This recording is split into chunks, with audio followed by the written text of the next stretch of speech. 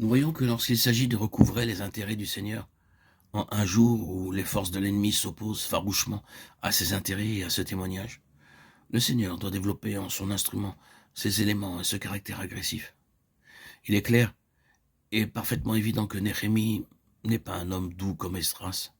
En ce qui nous concerne, cela met à nouveau l'accent sur ce dont le Seigneur a besoin au temps de la fin, alors que nous avons tout particulièrement à faire face aux forces étrangères, aux intérêts du Seigneur, à ces forces qui cherchent à miner, à saper son témoignage, jusqu'à vouloir le détruire.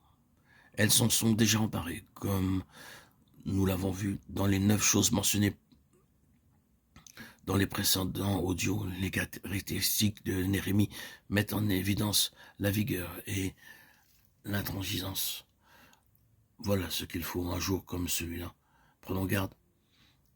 Il y a une certaine douceur qui prend le nom d'amour et qui peut faire beaucoup de mal au témoignage, car elle permet à des situations de rester secrètes, cachées, agissant séditieusement à l'encontre du témoignage du Seigneur. Cette douceur étouffe le témoignage avec ce que nous appelons l'amour et la tolérance, alors qu'il faudrait un Néhémie pour les évincer et les bannir. Il dit à l'égard de quelqu'un qui avait transgressé, je te le chassai d'auprès de moi, Néhémie 12, 28. Et il fit plus encore. Comme vous vous le rappelez, sans doute Esdras et Néhémie ne représentent pas nécessairement des temps différents, mais seulement des phases différentes de responsabilité à l'égard du Seigneur. Si nous pénétrons plus profondément dans le cœur de Néhémie, nous comprendrons qu'il était un homme ayant un grand fardeau sous le cœur. Il portait très lourdement dans son cœur les intérêts du Seigneur et son témoignage. Son frère Anani était venu jusqu'à lui depuis son exil lointain, et il lui avait décrit l'état des lieux et la situation de Jérusalem.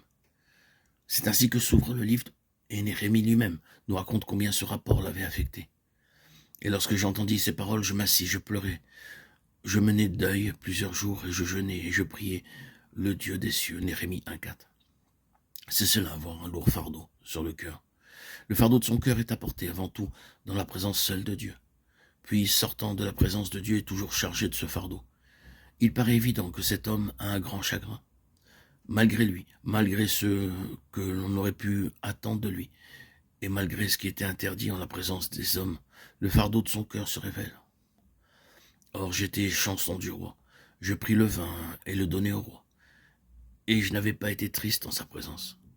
Et le roi me dit, pourquoi tu mauvais usage, et pourtant tu n'es pas malade?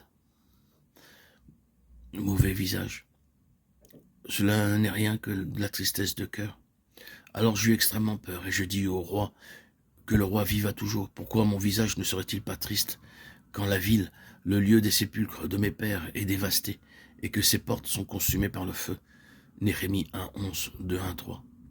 Cela suffit pour nous montrer une chose de plus quant à la nature et à la condition d'un instrument pouvant être employé par le Seigneur pour le rétablissement de son témoignage. Cet instrument doit être quelqu'un sur le cœur duquel pèse lourdement un état de choses qui se révèle être parfaitement contraire à la pensée de Dieu. Nous percevons de quel ordre était ce fardeau sur le cœur de Néhémie.